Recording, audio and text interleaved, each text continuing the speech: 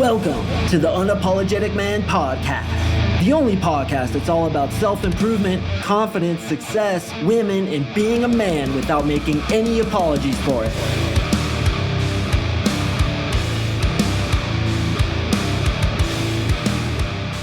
What is up, gentlemen? Thank you for tuning in to another episode of the UMP. I really do appreciate you. The last few days, we've been doing some really cerebral type of content, so I want to keep it really lighthearted today. Just tell you about some funny things that both myself as well as my friends and clients often say to women. Some of these are from me that I created just from years of doing this kind of stuff, talking to girls over and over again. Some of these are from clients. A couple of them are really good that came from clients, and of course, some of them are from friends. But as you begin to talk to women and you get into similar conversations over and over again, you're just going to come up with stuff like this. So take the ones you like, throw out the ones you don't. Once again, we're just being lighthearted here. Don't spaz out if these don't work for you, if you don't like them. Take the ones you like, leave the ones you don't. Don't talk to me about it, okay? I'm just trying to give you good content. So without further ado, gentlemen, we're going to make this one quick. We're going to jump straight into the content. So obviously, when you're talking to girls, you want to make them laugh. You want to have lots of content to say. And there's these little sayings that I always like throw into my conversations with girls. The first one, for example, and I may have said this before, is when I get a girl's phone number, when I'm walking away, I always want to leave her on a high note, right? Preferably when you're walking away from a woman, when you are closing out the conversation, you want to try to make her laugh. So usually in a conversation, we're talking, I'm like, hey, I got to get going. You seem pretty cool. Why don't you toss me your phone number and we'll catch up some other time, okay? She puts her phone number in my phone, and then I say, I promise to text you 5,000 times until your cell phone overheats and burns a hole in your purse. And then she laughs, and then I say, hey, it was good to meet you. Take it easy. Or I'll say, hey, listen, I understand that you text guys a lot. I know you're going to text me more than 5,000 times, but relax because my cell phone overheats and burns my leg every time, and I have like enough burns on my leg as it is. Okay, or I'll say no calls after 2 a.m. I get enough of those as it is. So you just want a little laugh out of her, but I really like the I promise to text you 5,000 times in a row until your cell phone overheats and burns a hole in your purse. Makes them laugh every single time, and it leaves them on that all-important high note. All right, funny thing number 2. Many times when I'm talking to women, I'll accuse them of stalking me. I'll call them Stalker Texas Ranger, which is really funny, and oftentimes I'll say, hey, listen, I know you're a stalker. I've heard about you. I read your file. Don't leave the damn ladder leading on my house like all the other girls do. Please put it away. Okay, you can have your sniper hide in my backyard. I know you got a rifle trained on me. You got the little red dot pointed on my chest when I'm doing my Speedo dance in the window. In my Speedo, all oiled up like a freaking dancer. Don't put the red dot on my chest. It freaks me out. And god damn it, put the ladder back in the garage. So many other girls leave it resting on the house and it drives me crazy. So when you stalk me, and then tell her what to do and what not to do, right? So like when you stalk me, would you mind bringing me some morning donuts? I really like donuts in the morning. Just leave them on the porch, and leave me some orange juice as well because I really appreciate that. And for God's sakes, put the ladder back in the garage. And you know, when you try to sneak into my window, it's a little creepy, so just knock on the door. Okay, I know you're living out there. I know you got your sniper hide, and that's what you guys want to do is accuse these girls of stalking you. So powerful. Another thing I like to say, and this is number 3, is you and my grandma should totally go pick up guys together. Part of the reason I say that is because I'm older. So many times when I go into the bars or the nightclubs or just talking to girls generally, I'm almost always older than they are. Okay, I'm in my 40s. Most girls I talk to are in their late 20s is kind of my cutoff point. Like 25 is usually my cutoff point now, or in their 30s. And they'll comment about how I'm so old. So when I'm talking to them and they ask me my age, I'll usually just tell them, and they'll be like, oh my God, you don't look that age, right? And I'll say, yeah, you're obviously into older guys. You and my grandma should totally go pick up guys together. And it gets a little chuckle out of them. This next one, number 4, is really good to use on the dating apps, and it was created by a client of mine. He said that when girls live really far away on the dating apps, he'll be messaging with them, and he'll say, you are geographically unattractive. Geographically unattractive, and this gets a chuckle out of them because they live so far away. By the way, boys, what do you do when she tries to get you to drive out to her place. Okay, so you meet a girl on the dating app, they live really far from you, and you're like, dude, what should I do? Okay, first of all, as I've talked about many times in this podcast, you should try to get her to drive to your place, because the more she's putting in work, the more she's experiencing what we call cognitive dissonance, the more she's convincing herself that she likes you more than she actually likes you. Why is she convincing herself of that? Because she's driving far to come meet you. So we as humans do this to justify our behavior. Now, if she's not willing to drive to you, what I suggest is you guys meet halfway. Worst case scenario, you drive out to her, but anytime you drive out to a woman, always make sure she knows that you're going up there anyway. So let's say you live in Newport Beach and you got to drive down to, I don't know, Laguna Beach, okay, which is usually like, 30-minute drive? And you kind of don't want to do it because it looks low value. What I would say is, hey, listen, I'm coming to Laguna anyway. I got to pick up a surfboard. So I'll meet you down there when I'm down there. See you then. Okay, and one of the best ways to get a girl to drive to you is to say that you have an awesome thing to do in your city. You can say there's a great restaurant, there's a great event you want to do, or maybe there's a certain kind of activity that you can only do in your area. That's a really good excuse. All right, number 5 also has to do with the dating apps. What do you do when she says, I'm not comfortable with that? For example, you're DMing with her on the dating apps, and you say, hey, listen, toss me your number and we'll move this over to texting. And that's something I strongly suggest you guys do, which is, hey, I don't like to text a lot on these apps. They're very inconvenient. How would you feel about tossing me your number and we'll move this over to texting? Okay, many girls, not many, but some, will say, I'm not comfortable with that. All right, it's so annoying, and I can feel the collective cringe from you guys on the other side who listen to this, who are like, dude, I've gotten that myself and it's flipping annoying. Okay, why do girls do that? There's a myriad of reasons. That's a completely different podcast episode. But one of the things I like to do, just a little joke, okay, and this is number 5, is to send her a picture of a pillow. And you say, does this make you feel more comfortable? ?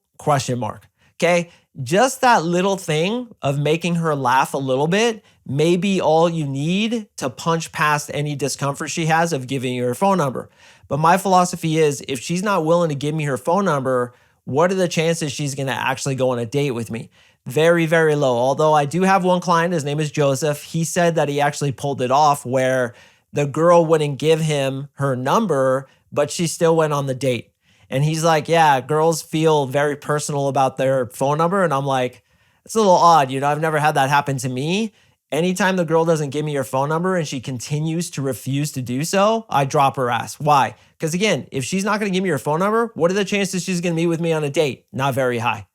All right, the next one is number 5. I think this might be number 6, but let's just go with number 5. I'm keeping track in my head, so don't be a hater. This is something I like to say to women if I'm on a date with them and we're talking and I have to leave for a second. I always say, hey, I'll be right back. I'm going to the bathroom. Talk amongst yourself for a minute. Talk amongst yourself for a minute. It's kind of like talk amongst yourselves for a minute, but it's just her. So ha ha ha. It gets a little laugh out of her. All right, the next one, and already I've lost track because I am pausing to look through some of my notes here. I think it's number 7 is, I can't believe you said that. You owe me a letter of apology due immediately. I cannot believe you said that, Sarah. You owe me a letter of apology due immediately. And oftentimes what I'll do is, if I'll say something really extreme and she has an adverse reaction to it, like be like, yeah, I love animals. They're delicious, right? The old joke. And she gets really pissed off about it. I'll be like, listen, you should not have said that. You owe me a letter of apology due immediately. So if I say something bad and she gets pissed off about it, I pretend that she said it and I reframe it saying that, dude, I cannot believe you said that, or I cannot believe you just did that, right? Like you do something like you chuck a fucking full drink from Starbucks across the street into a trash can and it misses and explodes on the side of the building, which has happened to me once. And I looked at her and I'm like, I cannot believe you just did that. You are so unbelievably immature. So I say back to her what I know she wants to say to me, kind of something funny. So I can't believe you said that. You owe me a letter of apology due immediately. You need to shut up when you talk is something I'll also say. Remember, flies spread disease, so keep yours closed. I said 10 boys, but obviously I always over-deliver. So I'm just going to give you a bunch. Thank God you're really funny, kinda. Thank God you are so funny, kinda, maybe, sorta.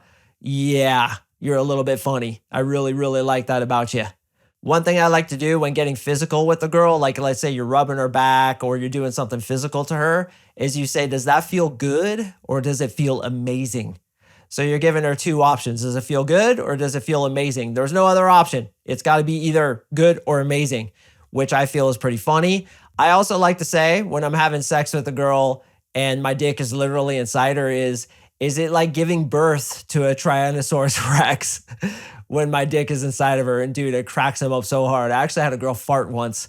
She laughed so hard and not the greatest thing, man, when you're getting them doggy style and they fart. You can literally see their butthole open up for a split second.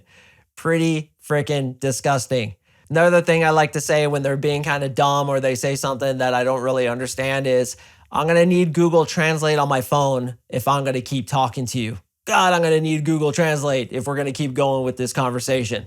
Another one is social awkwardness is often the curse of a genius. So if she says or does something really stupid, then I'll say that social awkwardness is often the curse of a genius. So it's kind of like a backhanded compliment, which works really well. This one I've said many times on this podcast, and I think I've given you guys well more than 10. So we're going to wrap it up with this one and then one more. Like I said, this was going to be a fast one to deliver some funny content. We've been too serious lately, bro, with all the be your own hero and how to shape a girl's behavior like dog training, which was my last podcast. So don't get butthurt because it's just a joke. I was just kidding. I didn't say dog training, but listen to that podcast. That one's really good. Girls always ask me, how many numbers did you get? Okay, they see me talking to lots of girls. Girls are obviously attracted to me, just running the fucking nightclubs like a legend, bro. Just like you're going to be if you came into my program. They always ask me, how many numbers did you get? And I always say, I got 9 numbers, one more, and I would have had a full phone number. And the last one, guys, and I always save the best for last, is a frame control reversal that I'd like for you guys to try out. Okay, so anytime she questions you, she asks you a why question. Why are you wearing that hat? Why are your legs so skinny? Why are you drinking that drink? Why do you work there? Why do you drive that car? Why do you live there? Why do you fill in the blank? Why are you talking to all these girls? Okay, is you say the real question is, which of course you guys know, those are my favorite 6 words in the English language. The real question is, sorry, it's 4 words, my mistake. The real question is, why are you so focused on me? Why are you paying such close attention to me? It's a little creepy. Okay, so she's like, why is your hair like that? Okay, I kind of got the old 2003 haircut going. It's kind of like a faux hawk. I call it my faux hawk. And if you're listening on audio, then you could check out the video by clicking the link in the description below of this episode. I kind of got the faux hawk. It's kind of a faux hawk, but it's kind of not. Girls often question it, right? It's technically out of style, but a couple people have told me since the mullet is in style and I got it long in the back here, it's kind of in style again. So I've faux hawked the faux hawk back into style, dude, which is pretty gangster, bro. Even if it was out of style, who gives a shit? So she asked me, like, why do you have that haircut? It's so 2008. I'd be like, the real question is, why are you paying such close attention to me? It's a little creepy, okay? You're super focused on my hair. You've been staring at me. You've been watching me. I get it, but it's a little creepy, okay? You're stalking me. You got the ladder in my backyard. Just put it back in the garage, God damn it, Sarah. All the other girls leave it resting on the house, and it drives me nuts. And there you guys go. I just combined 2 of them. So if she ever questions you, say, why are you paying such close attention to me? It's a little creepy. And I've never said this one on this podcast, I believe, but accusing girls of being creepy because they're so focused on you and questioning you is gangster. So boys, I think I gave you, if I were to guess, probably about 15, 16, 17, 18, 19, 20. I always over-deliver. And honestly, if you think I over-deliver in this podcast, just wait until you come into my coaching program.